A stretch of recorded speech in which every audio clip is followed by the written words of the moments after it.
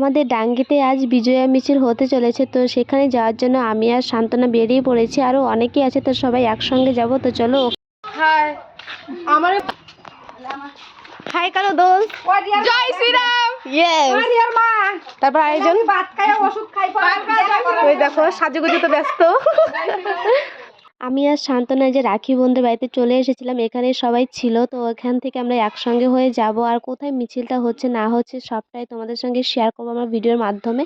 তো তোমরা ফার্স্ট থেকে লাস্ট পর্যন্ত ভিডিওটা দেখতে থাকো, আশা করি তোমাদের ভালো লাগবে। আর এদিকে দেখো দীপাওয়ারা আগে থেকেই রং লাগিয়ে বসে আছে, আর আমাদের গালটা পুরোই ফাঁকা ছিল, তাই বলছিলাম যে দে একটা করে টিকা দিয়ে দে, তাও ভালো লাগবে দেখতে। তাই দীপা আজকে সবাইকে বিয়ে করছে দেখো।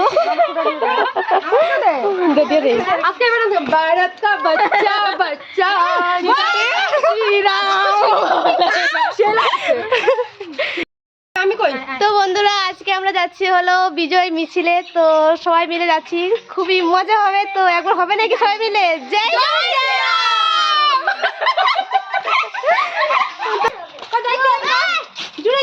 শ্রীরাম।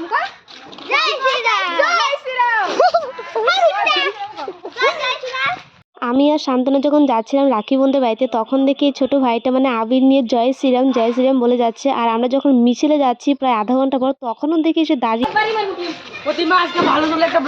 ঠিক আছে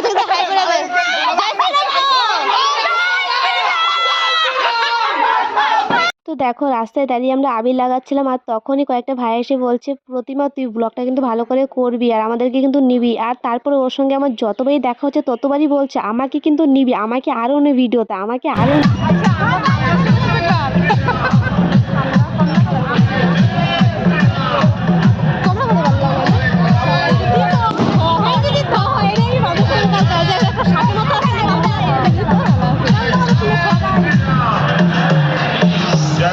আর এই যে দেখতে পাচ্ছ মাঠটা, এটা হচ্ছে গিয়ে ডাঙ্গি জুনিয়র হাই স্কুল। তো এখানে হচ্ছে মিছিলটা, আমরা সবাই মিলে এখানেই চলে এসেছি। তো এখান থেকে সবাই বের হবে, তবে কোথায় যাবে না যাবে সেটা আমি বলতে পারছি না এখন।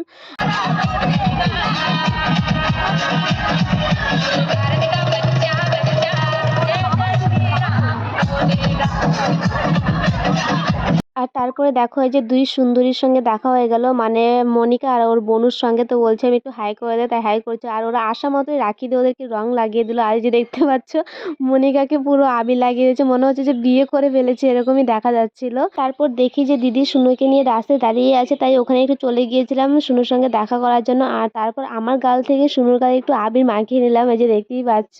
তো দেখো কিছুক্ষণ পরে এই যে বেরিয়ে পড়লো সবাই মিছিলে যাওয়ার জন্য। আর যখনই মিছিলে বের হব তখনই বৃষ্টি চলে এসেছে। আর তখন সবাই বলছে যে এটা বৃষ্টি না, এটা হচ্ছে গিয়ে দিদির চোখের জল।